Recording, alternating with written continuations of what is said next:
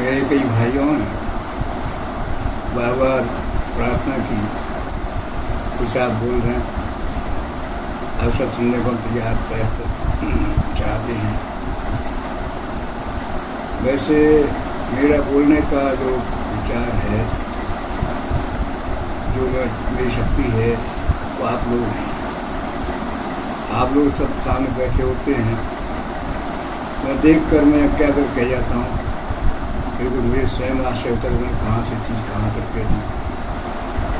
कारण आप में शक्ति के स्रोत है। कारण गुरु आप सब में विराट स्वरूप में है। मेरा परम पूज्य परिवार कहा करते थे, हमारे परिवार विराट स्वरूप में हो गए हैं। सत्संग में लोग बैठे हैं, उन्हीं के स्वरूप हैं। और मैं देखता भी हूँ आपके चेहरे के तेज में मुझे अपने गुरुमार्ग का आभास होता है। वही मेरी शक्ति का स्रोत है।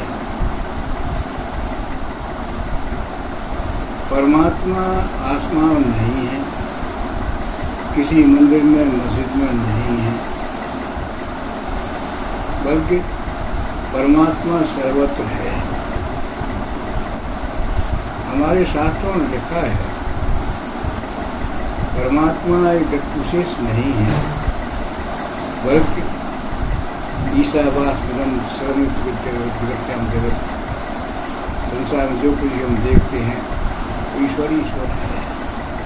हमारे गुरु महाराज ने इसकी सुंदर व्याख्या की है। ईश्वर शक्ति है, उसका न कोई स्वरूप है, न कोई नाम है। अपनी श्रद्धा के अनुसार जो हम नाम लेते हैं स्वरूप उसी में आ जाता है। ऐसे ही वास्तव में परमात्मा विराट में है। यहाँ पर जो पशु पक्षी जीव जितने भी जीव जंतु हैं सब उसी के अवतार हैं। यहाँ हम भी उसी रूप में हैं। एक पूल है जिसमें हम और आप सब जुड़े हुए हैं, तो परमात्मा है। परमात्मा व्यक्ति विशेष में नहीं बल्कि सब एक समूह में है, जहाँ सभी जीव उसमें आ जाते हैं। क्यों? जैसा स्वयं कहा परमात्मा ईशावास में, यहाँ सब में मैं निवास करता हूँ, यहाँ सब मैं वही हूँ। सुंदर व्याख्या की है गीता में। जैसे समुद्र में लहरें बनती हैं, हम कहते हैं समुद्र में लहरें बन रही हैं, बड़ा अशांत है। लहरें क्या है? समुद्र का पानी, हवा चली, लहरें बन गई, अन्यथा समुद्र का पानी। ऐसे यहाँ पर भी परमात्मा है, आत्मा है, किसी का अस्तित्व नहीं है। प्रकृति के संयोग से जो पत्तियों बना रूप दे दे, मनुष्य का दे दे, स्त्री का दे दे, पशु का दे दे, पक्षी का दे दे, जो भी रूप देती है उस आत्मा पर एक रूप बन जाता है।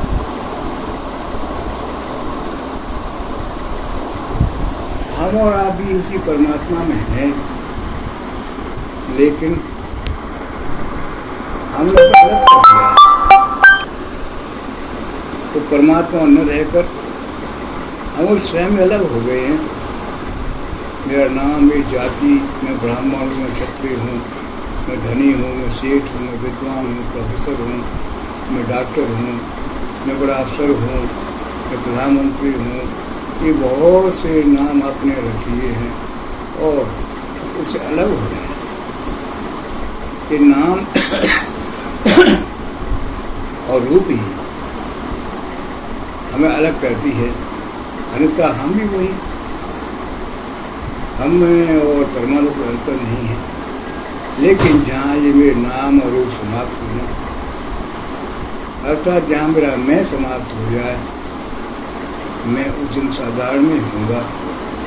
न कोई नाम होगा, न कोई रूप होगा, न कोई डिग्री होगी, न कोई उपाधि होगी, न गुरु और शिष्य का संबंध होगा, सारा संसार एक आत्मा परमात्मा में निमग्न हो जाए और एक परमात्मा की प्राप्ति होगी।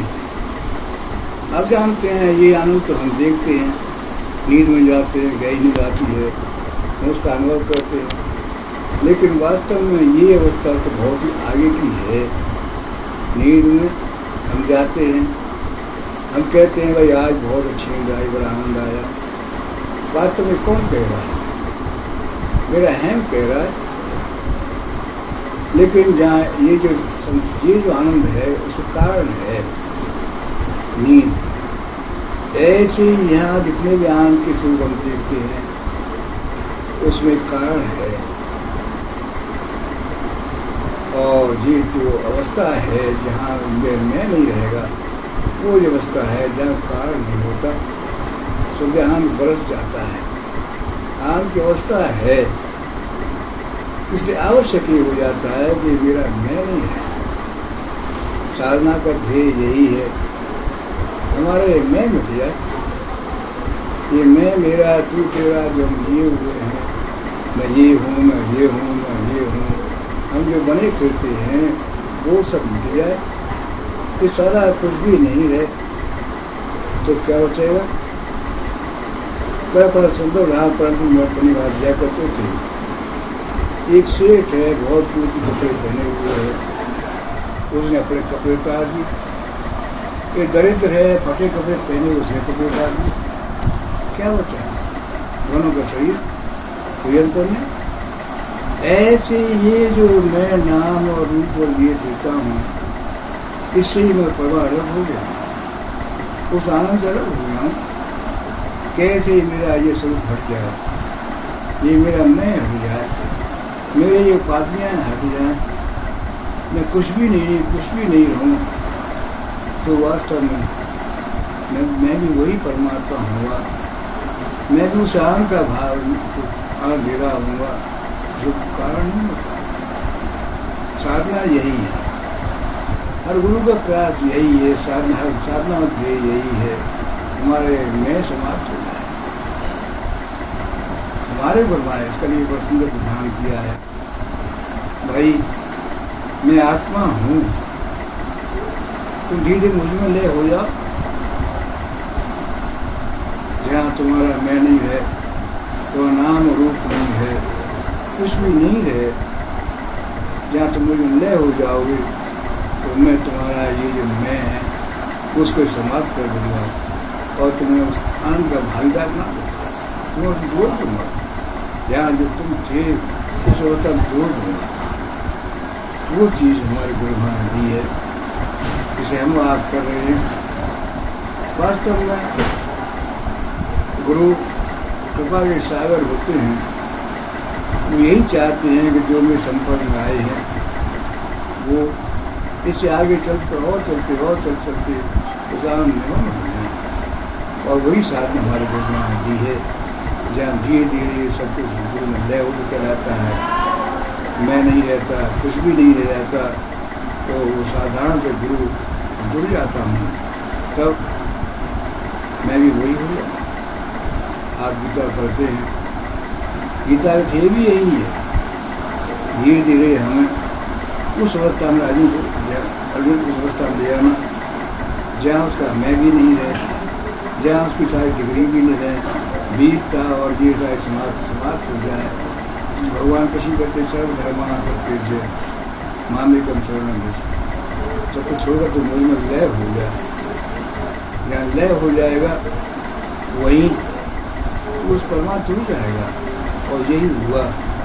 जहाँ लय हो गया परमात्मा की कृपा से, भगवान कृष्ण की दया से, तो देखा कि न मैं अर्जुन हूँ, न ये दुर्योधन है, न कोई यहाँ युद्ध है, न मौत है, न दुख है, न शांति, न हार है, न जीत है। कब तक है? जब तक मैं हूँ तब दुख है, अशांति है, क्लेश है। जब मेरा मैं भी समाप्त हो जाए तो कुछ भी नहीं रहेगा, अब से अलग हो जाएंगे, प्रकृति निरपेक्ष हो जाएंगे, आत्मा सापेक्ष हो जाएंगे, आत्मा का ज्ञान आप भर जाएगा, आत्मा आनंद भर जाएगा, आत्मा की प्रसन्नता भर जाएगी, वो चीज़ आप स्वतः ही भर जाएगी। करना यही है जो हमारे गुरुनाथ साधना दी है, उसे हम अपने प्रेम से करते रहें। आज नहीं कल नहीं परसों अवस्थाएँ बदलती जाएंगी। वो आएगा जब मैं नहीं रहेगा, इससे जो कुछ भी दिया है मेरे गुरु महाराज ने दिया है, मैं तो किसी को भी नहीं था कि धन दिया है मेरे गुरु महाराज ने दिया है, ये सारी चीज़ें बच जाएंगी। ये घटना याद आती है। परम पूज्य महाराज पंडित महाराज एक प्राइमरी अध्यापक थे, साधारण वेशभूषा थी, गांव में रहते साधारण वेशभूषा हो सकती थी। सत्संग आने लगे, धीरे गुरु महाराज संपर्क आते गए, उन्हें कपड़े बदलते गए, अच्छे साफ कपड़े हो गए। तो गांव के व्यक्ति ने पूछा, पंडित जी आप जो अध्यापक थे तो वही बड़े साधारण मैले पिछले कपड़े पहनते थे, और आज अब अध्यापक छोड़ दिया आपने और कपड़े बढ़िया हो गए आपको। कहने का बात ये है, पहले मैं नौकर था, आज मैं मार्ग में अपने रख दिया है। ये वस्त्र मेरे नहीं है, मेरे मार्ग में दिए हैं। ये धन मेरा नहीं है, ये मालिक ने दिया है। ये मकान मेरा नहीं है, मालिक ने दिया है। जैसे एक इतना बड़ा अफसर होता है तो उसी हिसाब से यूनिफॉर्म होती है, उसका मकान मिलता है, सारा उसकी योग्यता किया जाता है। ऐसे ही मैं आज एक बड़े अफसर के यहाँ परमात्मा के नौकर हो गया हूँ। उन्होंने जो कुछ है देख रहे हैं उनका दिया हुआ है, मेरा सब कुछ नहीं है। वास्तव में सत्य है, गुरु कहाँ पहुँचा देगा, क्या देना चाहता है, इसकी कल्पना नहीं कर सकते। हमारे गुरु महाराज ने बहुत सरलता है, सहजता से जो चीज़ दी है तो आज बड़ी दुर्लभ है। तो हमारा प्रयास यही है, उन्हें बस सरलता से कहा भाई समय बैठते रहो। इसी बैठते मन लगता है नहीं लगता है, श्रद्धा है या नहीं है, बिल्कुल चिंता मत करो।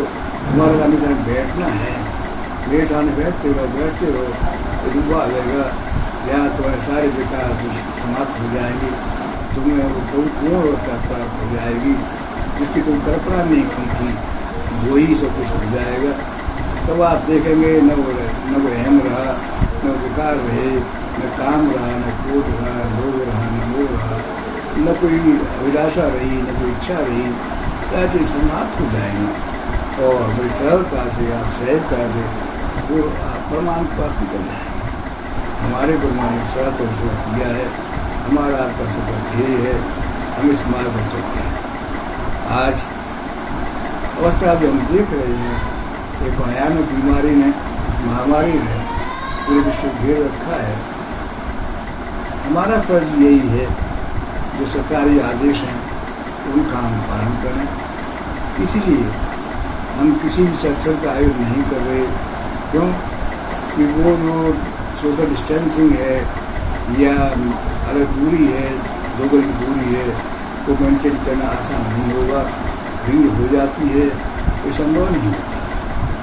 आप सबसे भी निवेदन यही है, आप सब निवास स्थल में हैं, अपने घर में ही रहें, बाहर कम से कम निकलें। जिन्हें कोई काम नहीं है, खास तौर से जो 60 से ऊपर के भाई हैं, उनसे विनम्र प्रार्थना है वो अपने घर में ही रहें, बाहर नहीं आवें। इस समय कहीं पर डूंगा मथुरा जयपुर जाने का कोई प्रयास नहीं करें, सारे स्थान बंद हैं। प्रार्थना यही है, अपने घर पर ही शांति बैठें, गुरु का ध्यान करते रहें और उनको व्यस्त रहें।